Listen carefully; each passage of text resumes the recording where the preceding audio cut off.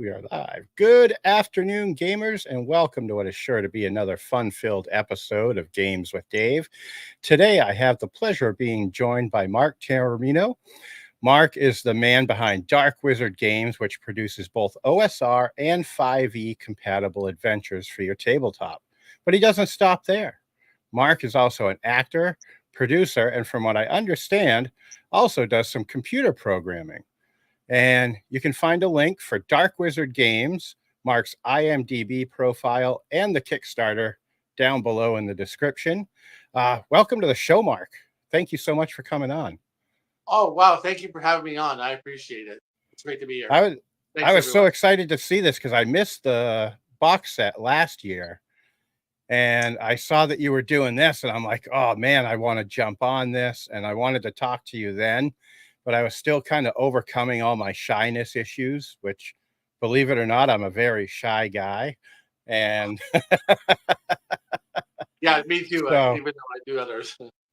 I know. And I decided, I'm like, this, I missed out on someone that passed away last year or earlier this year that I was nervous about contacting for an interview. And I'm like, if I want to interview somebody now, I'm just going to ask them.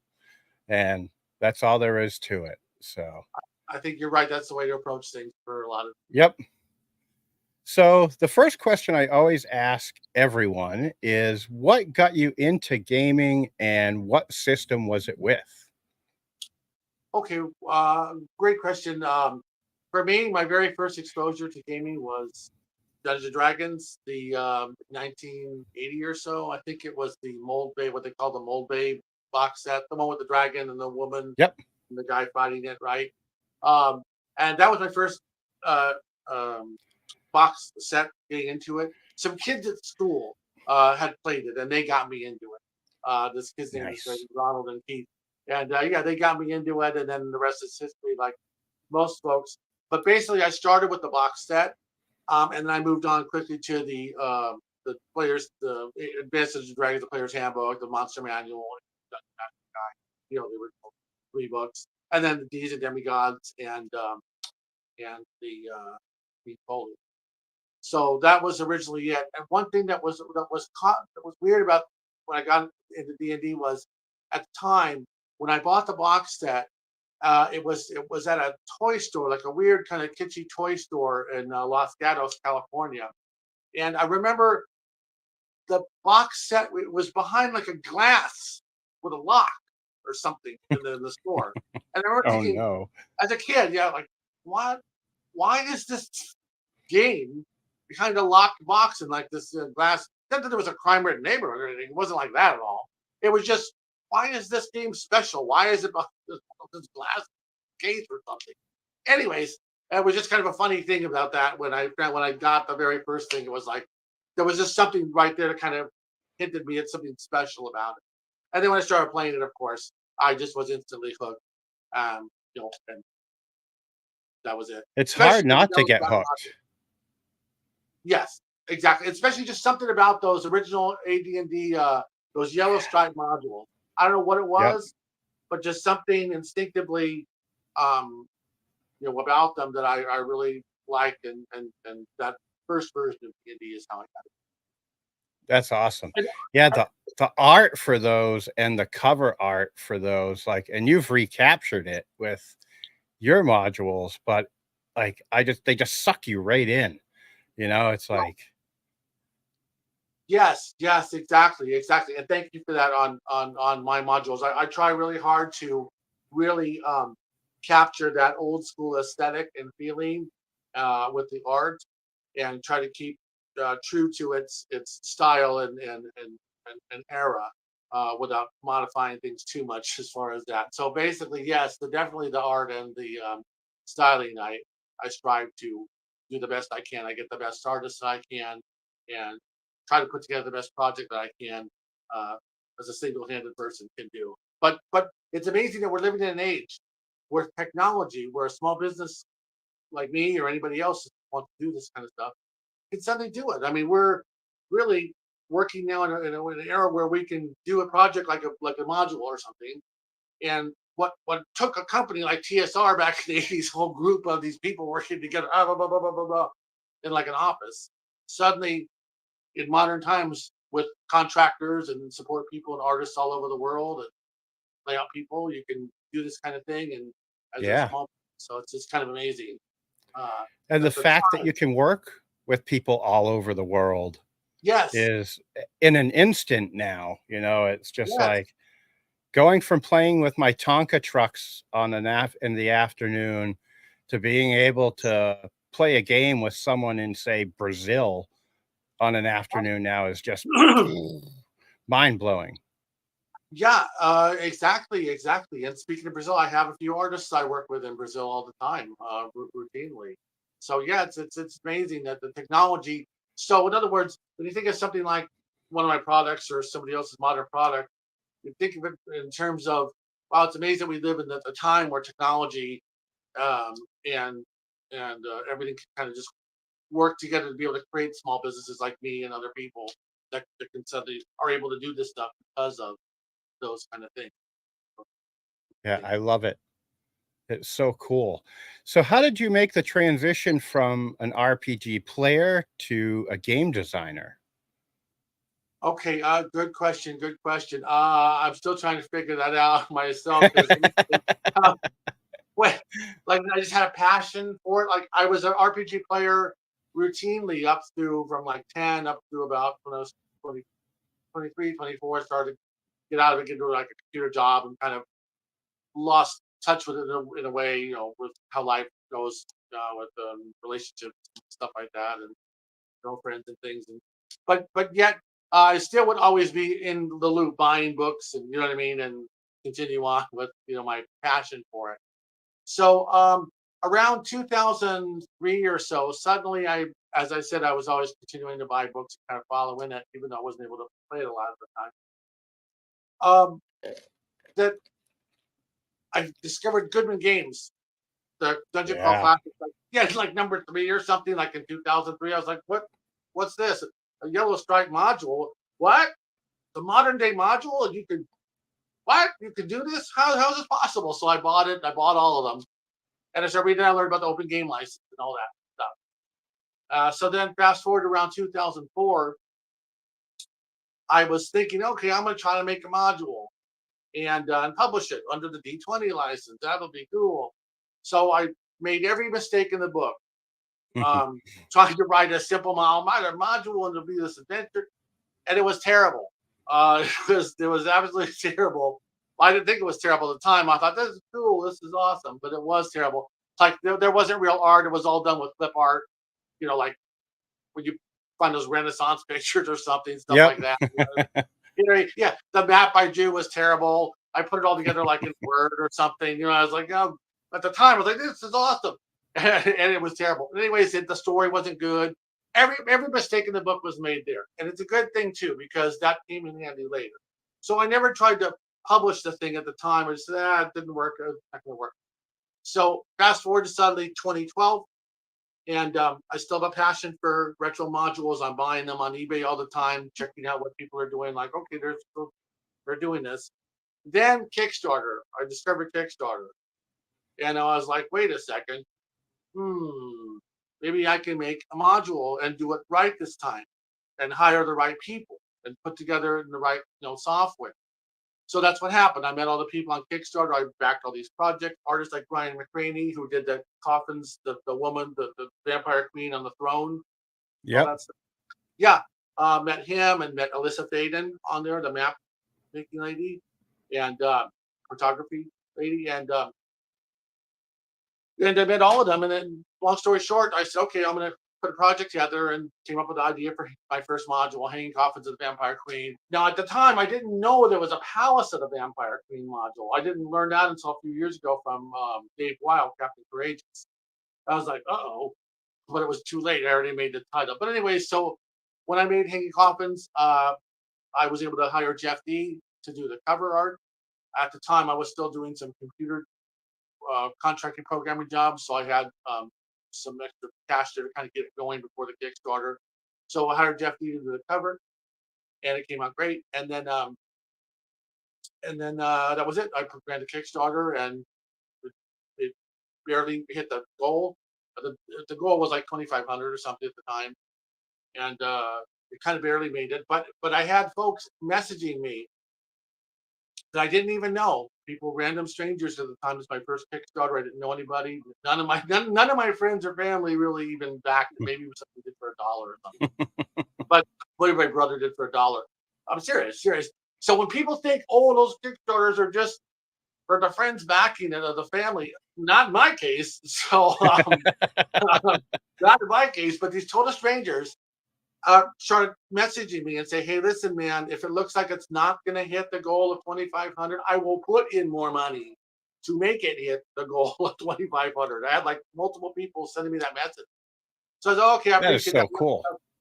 Oh, yeah, thanks. So instinctively, somehow other people seemed to see something in it that I still hadn't achieved yet or something. So, because I still didn't know how it was going to come out. I knew I was going to finish it, but I didn't know if it was going to be good or not. So sure enough, fortunately, it hit the thing naturally. They didn't have to put in extra money, and then that was it. I made the module and hired all the artists professionally, and Melissa did the maps, and my friend Alan did all the layout and taught me InDesign and all that stuff. And basically, yeah. So I published the Kickstarter, succeeded, and published it, and it's been selling ever since. And you were actually nice enough to you were nice enough to send me a copy. And for a debut product, this just blew me away that this was your first like Kickstarter. I'm like, holy crap. I mean, the blue maps, the layout is amazing. The art is all top notch. I mean, talk about coming out of the gates hot. You were on like fire coming out of the gates with that.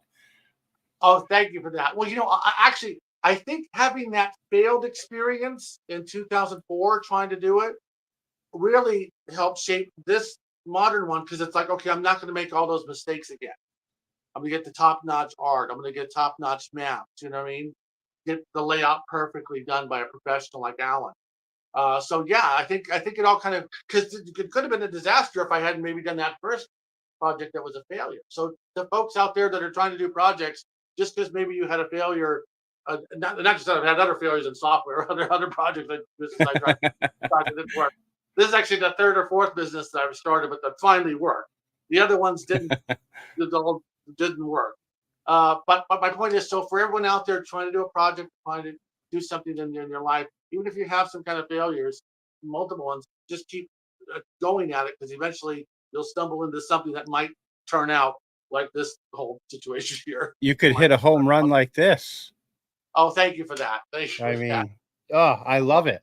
Okay, thank you for that. I appreciate you liking it so much to call it that. Because what was funny was on that topic. Okay, I thought, okay, I did the thing right. I fulfilled it to everybody, all the backers. I started selling on my website directly, right? Then what happened was all the backers started contacting me saying, "Hey, man, make another one." Do another, because I hadn't. My original plan wasn't just I'm going to start a role playing business. I wanted to just make a module. You know what I mean? I just wanted to see if I could do it, because most people do that. They maybe only make one or two, once in a while three, and then they for some reason give up, or they don't want to pursue it anymore. So I just wanted to make one just to see if I could do it. So suddenly these people, all the folks said, "Hey, make another one. Oh, we want more." And I was like, "Another one? How the hell am I going to do that? I threw all the think into coffins.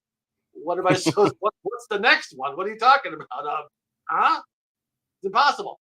So, anyways, fortunately, I said okay, and I came up with the next one, which was the Secret Machines of the Star Spawn, and that was based on my my love for Expedition to the Barrier Peaks.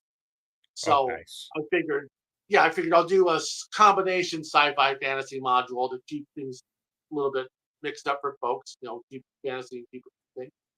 And so I wrote that module, and then fortunately, knock on wood, that one did just as well, sold even more on Kickstarter, and was well received with the artwork and everything. And then after that one, they said, "Hey, let's make another one." And I was like, "I'll make another one." I just had no trouble putting those two together. I already threw both kitchen sinks into those. How am I supposed to come with that? Then bottom line is I came up with the next one, the ones of the Undercity. And then after that, it was just like I just realized suddenly it wasn't that hard, actually. It's just a matter of coming up with an idea, or a play off of an older module that you can kind of spin off of, like Villains of the Undercity, or a Palace of the Dragon's Princess, which is kind of a play off of Palace of the Silver Princess. But anyways, so basically after that point, it wasn't that hard. It was just simply coming up with a concept or an idea that maybe wasn't covered in the original 80s. So Yep. for example, like in the 80s, I don't remember any Yellow Stripe Dwarven Mine Adventures, that came out with the Yellow Stripe specifically. So I thought, okay, I'll do a Dwarven adventure. And that's when I sat down with Alan and we wrote Vault of the Dwarven King, which is a whole Dwarven adventure, which they didn't have back in the 80s as far as I know. So that's what I kind of did too, was Palace of Dragon's Princess also was primarily a dragon focused centric module. Now, of course, they had Dragonlance, but that wasn't the Yellow Stripe module. So what I'm referring to is the Yellow Stripe module. Yep. So that's how I would come up with ideas and things. And now suddenly I'm on like number 15. I have a whole list of like 50 or more titles and ideas that I'm still working through. So I've got plenty on the list. I just need the folks to support it if they like my stuff. Support the project. Well, I love it. And I mean, for one, the blue maps, the covers, and like I was saying to you before we went live, it's like getting sucked through a portal back to the 1980s when I was a kid. And thanks for making me feel like a kid again, because I need it every so often the older I get. So, Me too. but what made you decide to go with the more modernized look for 5e versus doing the OSR look with everything? Okay. Good question. Okay. So what happened was I'm doing all these 1E modules, and then I started realizing, hey, wait a minute, there's a 5e market out there, even though I don't play it. Maybe as a business, we might want to try to appeal to some of those folks. And I started looking into it. So it wasn't that hard to do the 5e shift from the 1E stuff. And I just said, okay, well, if I'm going to do 5e, there'll be a separate book, because I didn't want to mix up the 1e and 5e looks together. While that some folks have requested that after the fact, and I see their point. But for me, I just didn't want to kind of intermix it, because at some point you're going to have the 5e. Because the way I saw it was this: 1e players like the 1e style, the way I saw it. Yeah, and modern 5e players are probably going to like the modern 5e style, because that's what's the big, huge. I mean, the Facebook forums for 5e have like millions of people in there. 1e, you've got like thousands. You know what I mean? And I'm not slamming on 1e. I'm a 1e guy. I'm just saying that the market for 1e is potentially not as huge as 5e. So I thought, as far as to answer your question, I thought, well, maybe the art should reflect the 5e look and feel. Gotcha. Well, basically, the guts inside the book pretty much stay the 1e. There are 5e stats inside, but it's still pretty much the same text as the 1e. Sometimes some of the words or sentences change based on how I have to do the layout. But basically, that's why. So I figured 5e modern folks would probably like the modern look. Gotcha. All right. One thing I forgot to tell you, we can pop stuff up on the screen from the chat. And Anaseer says, Dwarven Adventures need the Hi-Ho song. It's on the screen if you can see it. Oh, okay. Yeah, I can see that there. I can see it. Thank you for that. Yeah. I'll consider that in an upcoming reprint. I have to do reprint before this thing, actually, so that might just end up in there. Sometimes I try to include a lot of pop culture references, and sometimes I may include too many, but I'll definitely keep that one in mind. You can never have too many tongue-in-cheek references. I love them. Yeah. Yes. And I try to keep it in check and not go too far. But in Dwarven King specifically, actually, there's a whole like minecart race scene, like sort of like Temple of Doom kind of thing, where you and the goblins and all this stuff. And I put that in there. That was one of the things I made sure that I wanted to have in that storyline when I wrote that part. I wrote all that stuff for the roller coaster. But it's funny because the minecart thing comes up. I treat it like it's a roller coaster. The little goblin guy. Yeah, he's like, keep your hands and arms inside the car at all times. And when the thing pulls up, it's nothing but a bunch of skeletons, like with an arrow in the eye, like everybody bought the dust or something that was Last Rider. Like, keep your hands and arms inside at all times. Anyways, but I got the idea from thinking of the just to show you how wacko here gets the ideas, puts things together. I got the idea mainly from the Matterhorn, Disneyland, where Okay. that voice that says, keep your hands and arms, and then it says in Spanish also, it says, "Dámonos dos sentados, por favor," or whatever. So I got to have that idea of having that kind of concept in there, then combined it with the Temple of Doom. But anyways, so yeah. But yeah, pop culture stuff is definitely in there. And You can never have too much. yeah, in the Sewer Witch, in the storyline of Sewer Witch, when she has her altercation with the Slime Pits of the Sewer Witch, she has her altercation with the Burgermeister. She gives the Hell's Heart from Khan's speech to him. Stab at thee for hate's sake, I spit my breath. And then when it got released, a few folks emailed me this. Oh, that was amazing! I love that. Have you added that line? And it's my favorite movie. So anyway, so yeah, definitely I put some of that stuff in there. Oh, I love it. And now you're running a new Kickstarter to produce 4 new modules in the Maximum Mayhem line. Pirates of the Serpent's Den, Temple of the Black Lotus, Forgotten City of the Spider Goddess, and the Hidden Shrine of the Warlord Chief. Yes. Those are the 4. How on the I don't know how in the world you plan to have those out by April. Like that is just blows you move like the fact that you're able to move so fast. I'm like the tortoise, and I'm just like, wow, how does this guy get stuff out so quick? Okay, great question. Great question. Because in the past, prior to 2023, I was only able to put out 1 book per year.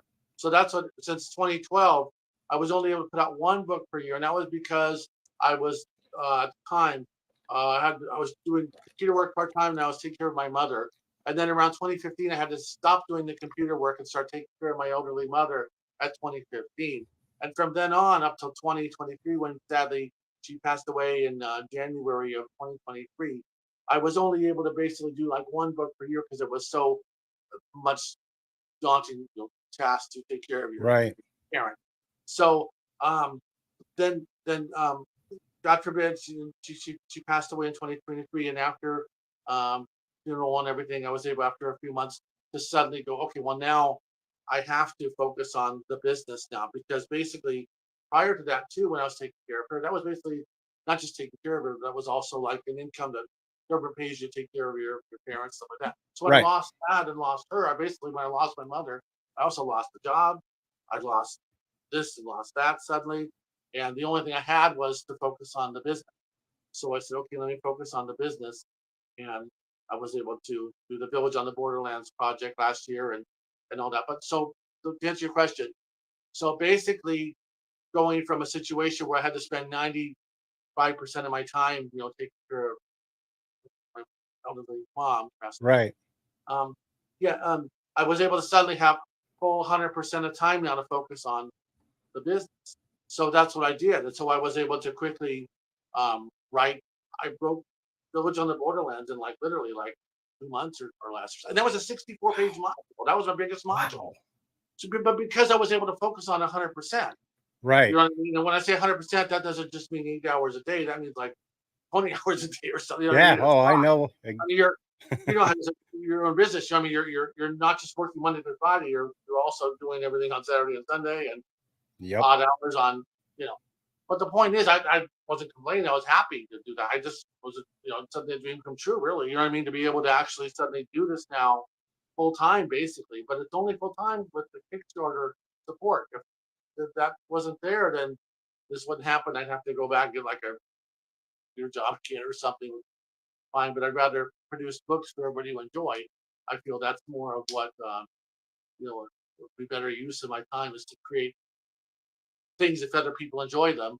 Right. I want to be making products for people to enjoy, but I can only do that with Kickstarter right now because the general website sales are there, but it's a very niche market. I mean, you can see the joke in the industry. You know what the joke in the industry is with independent folks like me is I hear this all the time. Oh, congratulations, you're in the indie games. You're going to make hundreds of dollars.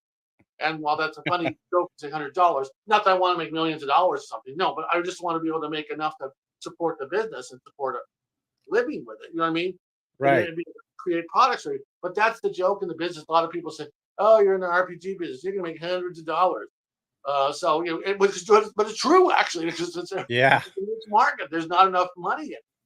And but hopefully there's a resurgence of the 5e stuff sells well.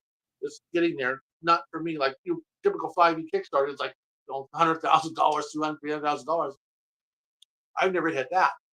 But the 5e books on my end are growing slowly, only because my 1e audience has been much deeper because it's been 10 years old. My 5e audience is only about 4 years old. So Gotcha. as far as growth size. But anyway, so yeah, I just want to be able to keep doing it and making products for people to enjoy if they enjoy them, definitely.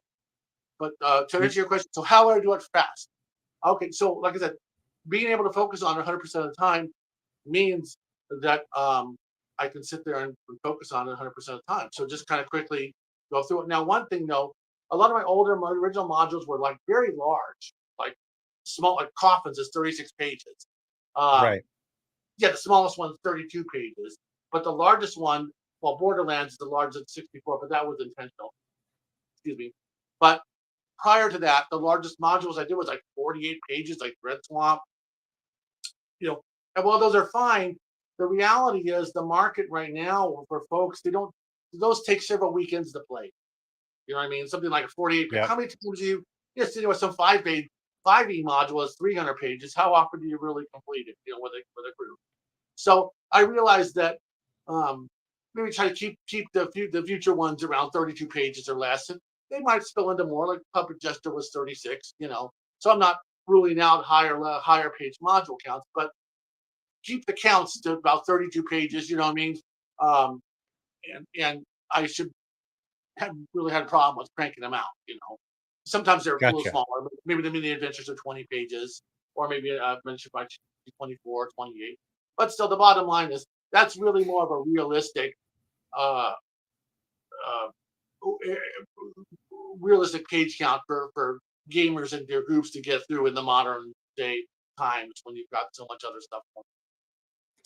Yeah, it's hard sometimes to get the group around the table. So, Right? it's Exactly. but I do love a big campaign book, I'll tell you. Oh, okay. What's your favorite big campaign book? Ooh, my favorite. I would actually have to say Rise of the Drow from Adventure a Week. I don't know if you've played that or seen it, or I've heard of it. I haven't played it. if it wasn't in the other room, I would run and grab it. But Oh, okay.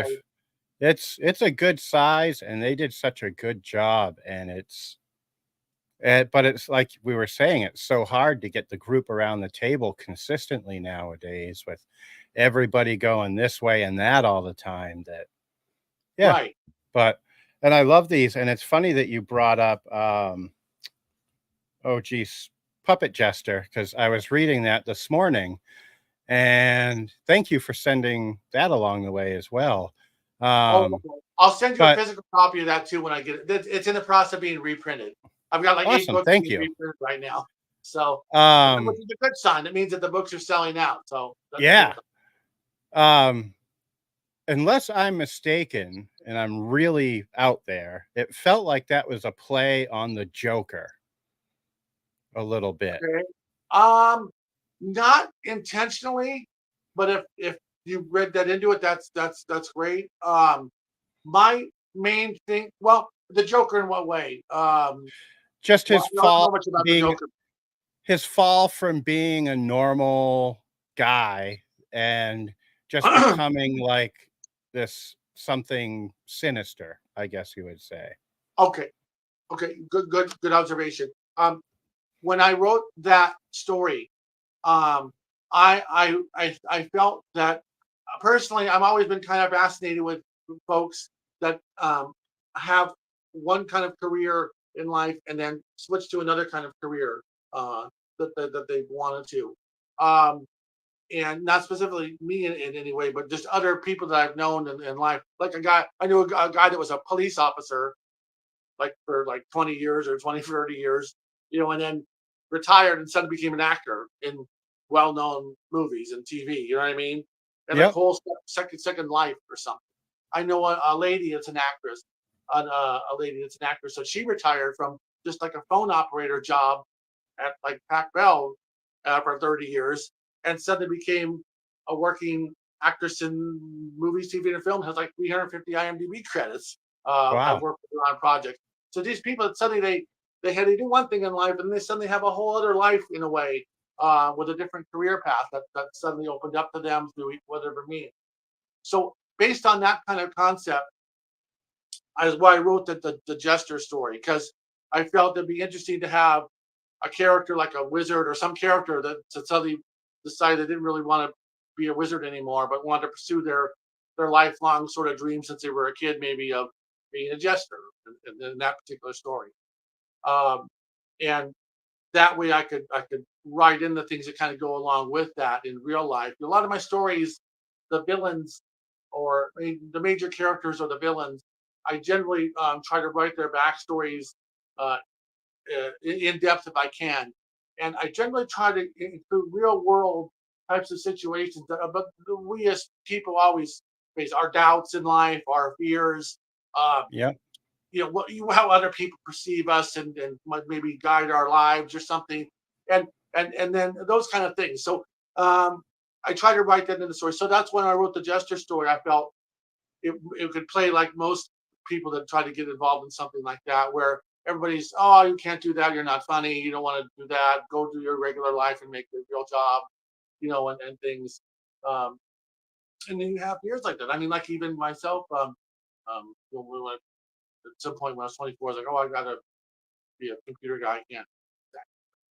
But aside from that, most people, whether it's acting or whatever kind of job you want to be in, you know, and you may not be able to make it at that, but suddenly you do something else. Anyways, the bottom line is, so Hmm. the wizard, yeah, and he said he wanted to get back in, he could become a, a jester, and Yes. but I thought, sorry, go ahead. Oh, Oh, I just said yes. That was all. oh, okay, sorry. Sometimes it's hard to hear on the thing on my end. Um, so I thought, okay, it'd be funny, but let's say it was be funny, or if he was trying to be a jester when he was young, but he was terrible at it, like his humor would not be accepted by the people around him as well. So Right. that's what he said. Yeah, he's like, okay, well, actually in the beginning of the story when he was a kid, it wasn't that he got scared on stage or something, and he just said, yes, father, I'll become a maid like you, blah blah blah, became a maid. So he retires and he says, I'm going to be a jester now. And everybody's like, what are you, crazy? You can't do that. You're overage. And like, no, I'm funny. But he's not funny. He puts together this little act with the puppets, and there's a With the goblin puppet. goblin and Yeah, I thought that might be kind of funny, right? There's a goblin puppet, there's like a human adventure puppet, and they exchange some body jokes. And then the goblin puppet kills the human puppet, the adventurer. right. And everybody's like offended, like in the audience. Like he thinks it's hilarious. Like, he thinks he's being subversive or something. But Right. everybody else around him doesn't get the joke. They're like, including the king. In the final words, the king's watched him is like, please, get out of here, get out of here, kid. You bother me. Get out of here, you grown man, you bother me.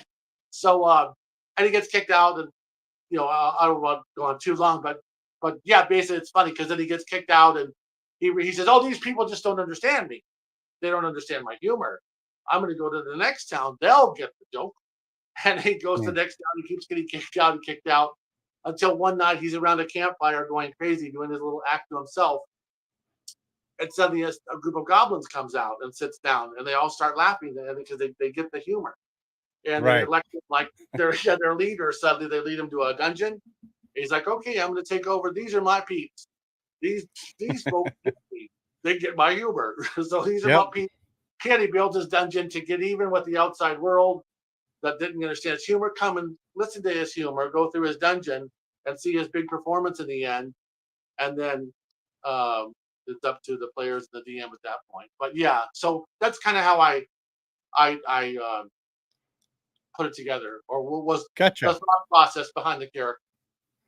Yeah, because I just kind of read in the Joker into it, like I was saying, because it's like started out like a really good guy, and I was like, well, these people don't get me, so to hell with them, and I'll show them. And then That works too. he, yeah, and I loved it because that's how I was inferring it in my brain was that way. Right. And I'm, excuse me, I just got to take a Okay.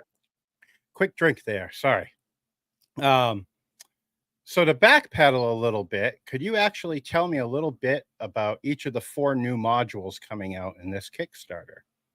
Oh, okay. Great question. Great question. So the first one is number 12 is the Pirates of the Serpent's Den. And the brief story behind that project is I had thought of it back in 2018 and started kind of planning to do this Pirates adventure at some point, but I didn't quite have it scheduled yet over those years. So it was always in the planning process. But in 2021, I was able to get some artwork done for it in preparation. That's when I had Jeff D was able to do the cover for it, which he did an amazing cover. And Mark Lyons did an amazing art piece of like the pirate town.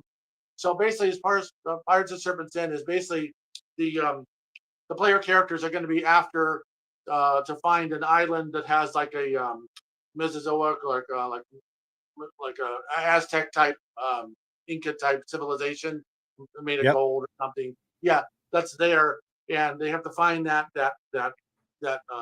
civilization and that treasure.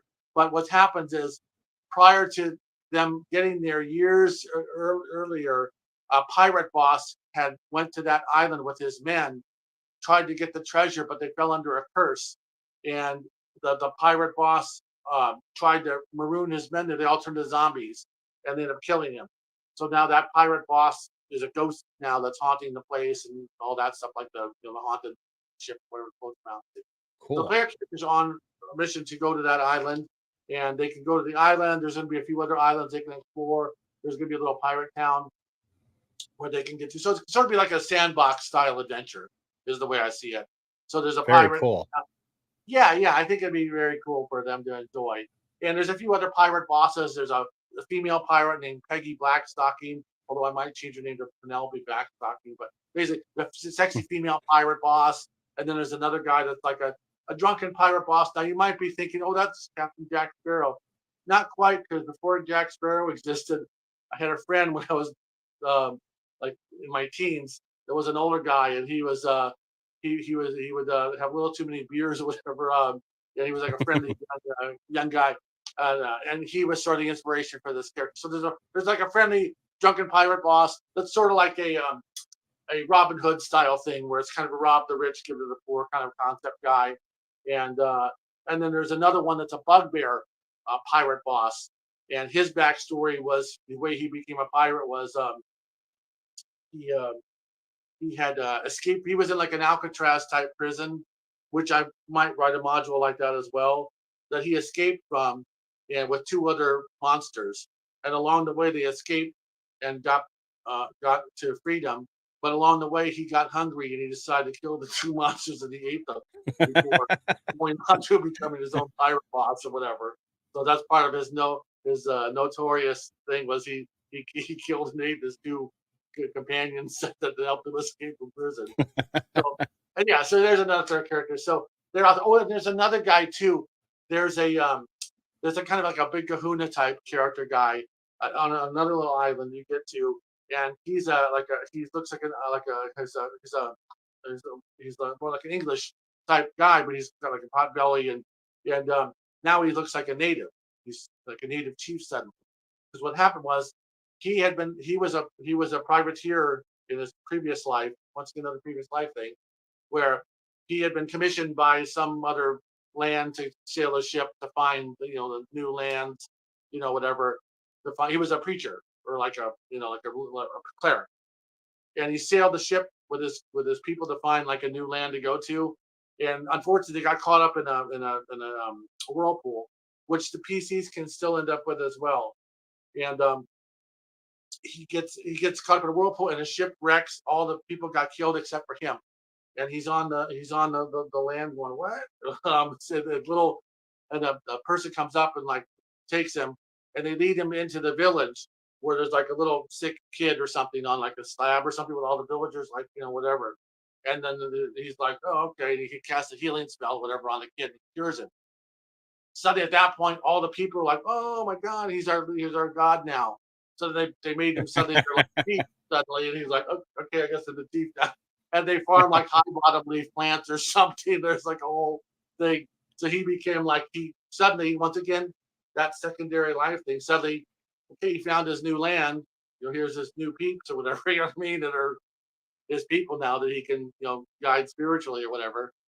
And that's another character that the players will meet in there. He's not particularly a bad guy or something. It's just another character that's a former pirate. Yep. That's that one. So, and then the next one you want to know is the Temple of the Black Lotus. Okay. So the Temple of the Black Lotus. This now, the pirates one I had a lot planned for previously. So Temple of Black Lotus and the ones going forward, I have a little bit. I'm still working on a lot of details, but okay. Temple of Black Lotus, yeah, is basically I want to do. I want to do like an adventure with like ninjas or things like that, or samurai or things like that.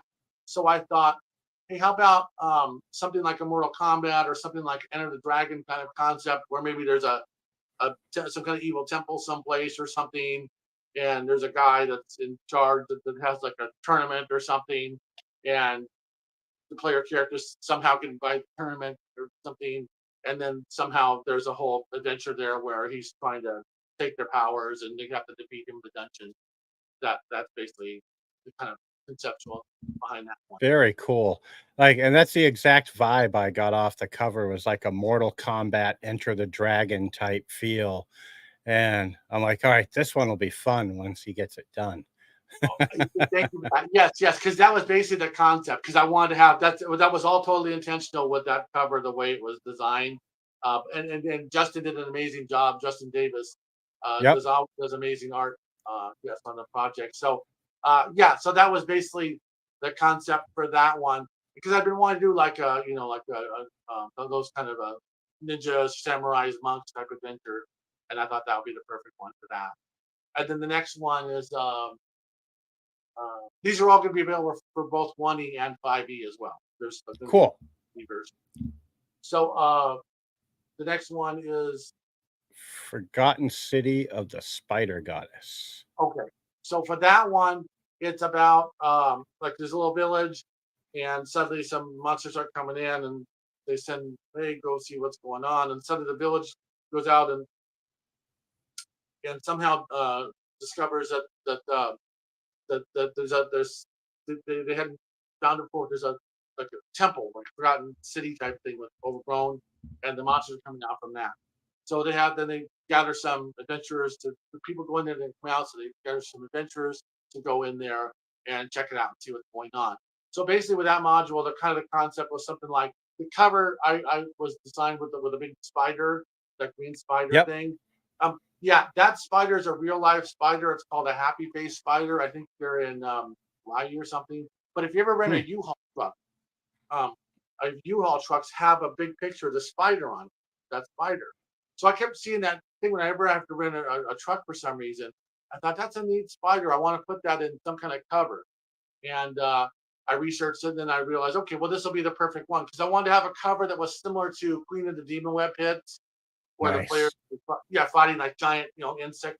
Even though I personally don't really like insects or spiders, so I felt it was, for the good of for the needs of the many outweigh the needs of the few. So I said, I'll stomach the giant spider picture and do that. So that's why I had that giant spider on there with that crab thing as well. Once again, Justin did an amazing job on that one as well, with all the characters and everything. So basically, that's another one where you got to go into this forgotten city. It's sort of like it'll be sort of like a hidden shrine of Tomoakan. Oh, nice. Yeah, like a Aztec style kind of adventure. I'm thinking combined with a demon web bits kind of concept a little bit. So very cool. Yeah. And then the hidden shrine of the Warlord Chief. Okay, so that one is just basically there's a group of orcs, and these orcs, they're evil. These are bad guys.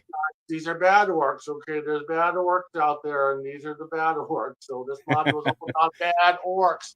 That's the point of it. So my point was to make a module about bad orcs.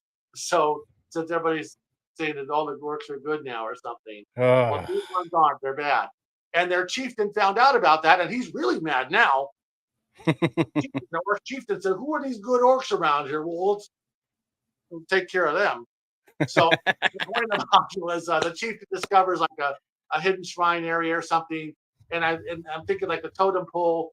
There's like a totem pole. Either it's going to have the chief's head on it, like a carving, like oh my god, Yep. there I am, I'm the boss of this shrine or something. It's either going to be that, or it might be one of the player characters' faces on the totem pole at the top. Ooh. And then the twist is that they think that maybe that'll be maybe that'll be the end twist. It'll be up to the DM. Either the final thing is they discover that the totem pole either has the orc's head or the player character's head or something. Like that old Gilligan's Island episode. You ever watch Gilligan's Island? Oh yeah, I used to watch that religiously when I was a kid. So okay, yeah. So there's an episode in color where they discover like a totem pole. The natives come to the island, discover a totem pole. And it's got Gilligan's Gilligan on the yep. Yeah, and they're like, oh, he's our leader.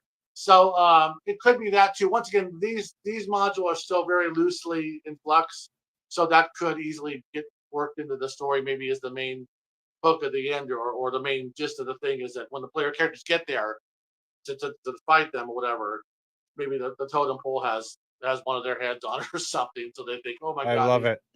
These are the chosen ones, whatever, like the Gilligan's Island. Yeah.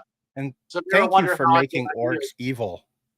Yes. Well, that was the whole point too. Was I was like, why are these orcs aren't evil? I got to make a module about orcs being evil, I guess. So. Yeah, I couldn't agree more. I don't get it, but I've never known good orcs. I know one in one adventure that I've played that my friend created, and he named him Bork the Orc, and he liked rocks and he liked birds. He was slightly touched, and that's why he was a good orc. He was just like Bork like rocks, and that was basic. But other than that, I don't understand that today of like having the orcs and everything needing to be good. I don't get it, but right. Yeah, exactly. And yeah, and when growing up, I never also ever perceived that orcs or anything like that as anything other than just being orcs, just fictional monsters in the story. So I don't know where all this other stuff is coming and from. And that's really the thing, is they're fictional. Right. It's not like we're offending orcs by making them evil, it's right. You know what? And speaking of that, because like I said, this thing is still in flux. Definitely with that orc module, I think the fundamental joke here as we're talking that I can put in there with it is that orc leader is really bothered by the fact that these orcs are being perceived as friendly or something like that. You know what I mean? I'll put it as part of like a key part of his whole backstory or whatever. You know what I mean? Where it's just nagging him and driving him insane or something because he can't believe it because he's so evil. You know what I mean? Or something like that. But where did he go wrong? Where did I go wrong or something? What have I done? Yeah, exactly. So I think that'll be definitely part of that storyline. Oh, I love it. I love it so much. And one thing we've kind of... Oh, go ahead. A lot of things too is once I start writing them, the writing process doesn't work like you just write something once. I go, okay, it's done. Let me do that now. You write something once and then you sort of go over it, or you just naturally are going over it because you're proofreading and things like that. But then you go over it and you rewrite a little bit more, and you rewrite a little bit more, and you think, oh, what would be good is let me just add this other little thing. This ties this together even more now. So it's a process of writing and rewriting, and that's the other thing is I was a software engineer before, so I'm becoming a writer. I guess I'm a writer now. And you guys, am. But I sit there and go, okay, well, I guess I've written all these books now. I guess I'm a writer now or something, or in the process of learning how to be a writer. So, but also in screenwriting too, I've written some scripts before as well, but they haven't sold, so I didn't try to sell them. But anyways, the point is that writing is rewriting, and over time things can improve. Like just us now talking about that orc story helped me now formulate a clearer understanding of where the main boss guy is coming from. Hey, I'm glad I could help. Yeah, why they say we're we're good now. We're not good. We're evil. I'm the evilest one of them all, or something. Where is this person that said that? Bring him to me. Bring me his head. Yeah, bring me his head. We'll put that up on the stuff. Yeah. So, and that's sort of also part of my humor, the way I kind of write things or kind of try to turn things on the head, even for the villains. A lot of my stories, the villains, like the puppet jester, a lot of Yeah. times the villains are kind of made fun of. He's in there in the waiting the wings and the bird like poops on him or something, I think. Yeah. He's like, That he didn't notice it until. yeah, you didn't notice it, he didn't notice it, Yeah. things like that. Where I also not only tear apart the characters a lot, I also I generally refer to the PCs as like miscreants, and you know what I mean, like because Yep. that's the way when we used to play. I'm sure same for you. The player characters were always robbing the dead body, or you know what I mean, or Oh stealing from yeah. this person or that person, or the whole point was to get all the gold. So I always write when I write the humor towards the player characters, I kind of cast them as a bunch of miscreants and murder hobos and offensively to them. So, Yeah. anyways, it's just part of Like my that term murder hobo, we used to just call that playing D&D, right. you know? Exactly. That was the whole So, point. We were to go kill yeah. monsters and get treasure. My one of my brothers, he played fifth edition with his son a few years ago, and he said they were playing for like 3 hours, and like for the first 3 hours, everybody was just talking about their characters, and then finally in the last 10 minutes, they fought a monster and killed it or something. And I was like, well, he was like, that's not D&D. It's for D&D that he's familiar with. But I guess maybe modern D&D is different with the way people play it. So, but I'm used to playing it like, what do you say? The Yeah. old style. That's why my writing is sort of like that, where it's kind of spot on as far as because my brain is still, as far as D&D and stuff, is still locked in like the 80s. Really, Yeah. Oh, I'm because with you there. Trust me. it's It's pretty like, much locked there. So that's hopefully a benefit for the modules I write. yeah, I think so. And Annis here, he said, we hijacked the village of Hamlet at least twice in his comment that I popped up on the screen. Oh, Because that's well, what you did. You would exactly. take over the village or the town or whatever, and you'd be like, I'm the new leader. So deal with it. Right, exactly. We did the same thing with Hamlet. Yeah, exactly. We would just Yeah. go in and then take whatever you wanted with the thing. So I mean, it's just the way it was. I wrote a module called Village on the Borderlands, which is sort of like a combination of Hamlet and Borderlands, but with I wrote it with the intent of trying to solve some of the problems that we had in those modules. Where, like, for example, there was no master NPC list. In mine, there's over 100 NPCs, and I have like whole master list that you can get to easily, so you know exactly okay where they are. Stuff like that, and little things like that. So yeah, That is cool. it's one of the benefits we have of writing modern day modules is we have the benefit of this thing called hindsight. So Yes. we can look back and say, okay, well, what was good about this module or bad about this module? What was it lacking? Okay, let's try to do something similar and try Right. to address those issues. Is that the way I approach So in addition, like we said in the intro, you also act and produce in addition to doing game design. Um, what, if any, similarities are there between the two creative fields of acting and producing and writing role-playing games? Are it. there any? There are some similarities with respect to with they both involve the planning of the projects and the stories, and with the role playing games, it's planning and writing and the creation of of a book.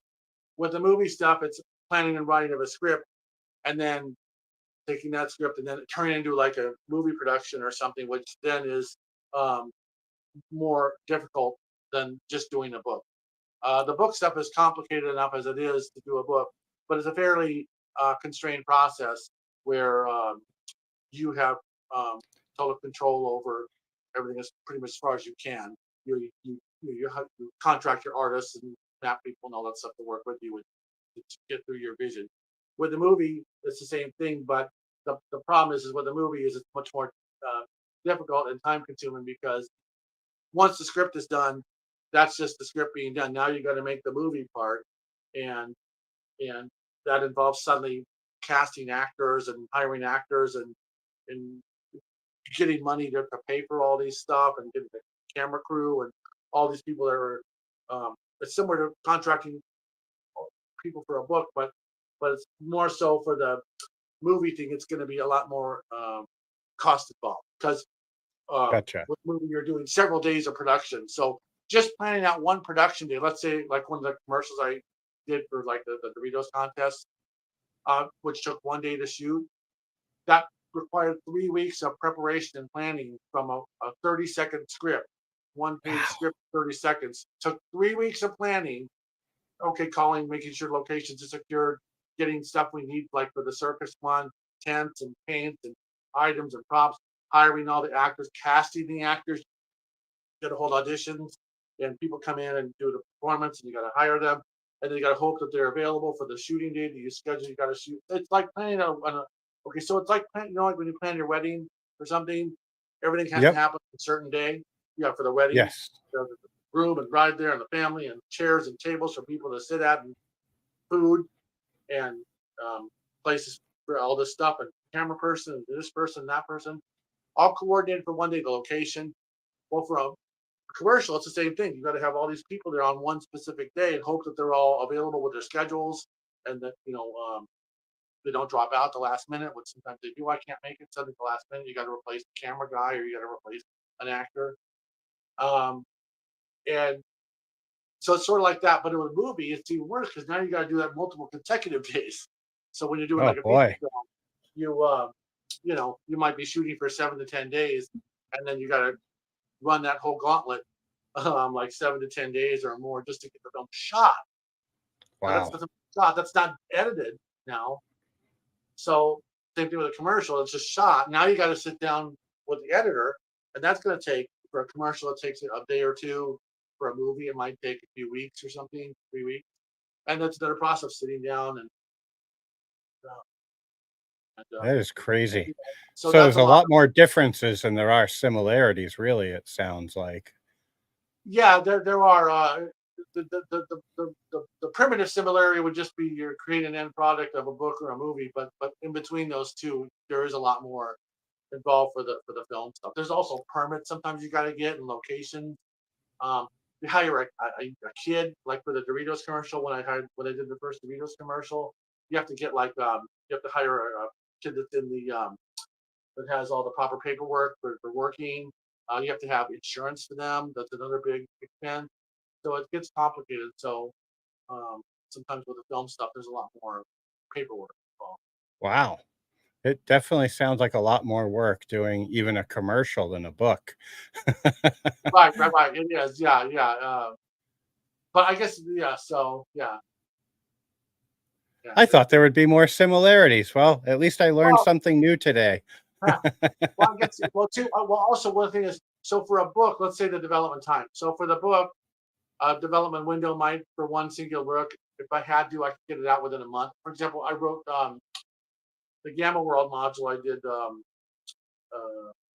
Mutants in the Moonlight Bolorama. Yep. I Yeah, I wrote the whole thing within like 3 days. I did it real fast. Like so it was 20 pages. I wrote the whole thing in like 3 or 4 days. Went over and over to fix it up. I had the whole book ready to print and ship within like a month or so. So, but most normal books are a little bit bigger. Might take usually like a month or something like that. So I can get it down to a short window now. But the point is that so development of a book might take a month or two like that versus a commercial might take a whole development of like I said, like 3 weeks of planning, a day of shooting, a week of editing. So maybe a month to make a commercial, but for a movie, it's going to take you a couple months or so. Crazy. Yeah. Mark, my friend, that was all I had. Um, I would love to have you come back on the show in November when you launch the net Kickstarter because I could talk to you for hours. Um, Okay.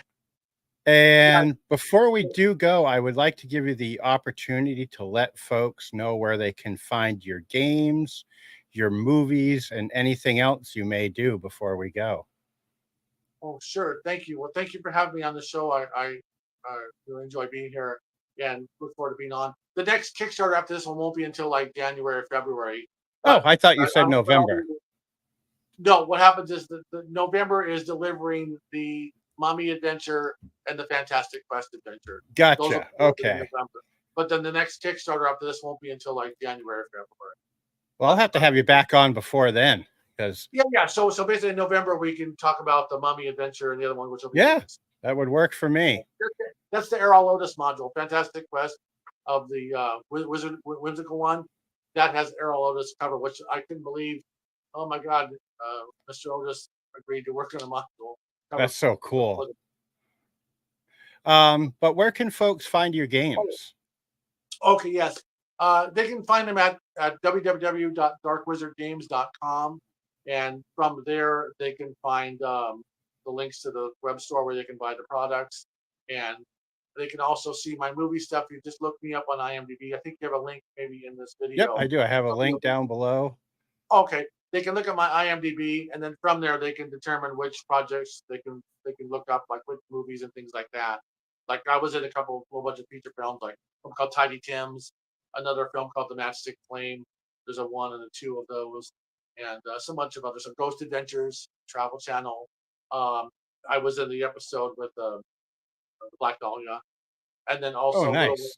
Crazy, music video, and Kesha's my own dance video. So they can see it all on IMDb. And Very also cool. they can look me up on YouTube as well. I'll send you my YouTube link. You can post it Cool. on the Now I'll thing. get that posted. Yeah. But basically, if you And want to watch movies, it's IMDb. Few things on YouTube. awesome. Well, thank you for coming on. And folks, if you're watching after we've been on, hop over and back Mark's Kickstarter, because it's going to be just as awesome as all of his other work. And other than that, folks, have a great day. I always go on the wrong side of the camera. Have a great day, and thanks for watching. We'll see you soon. Thank you.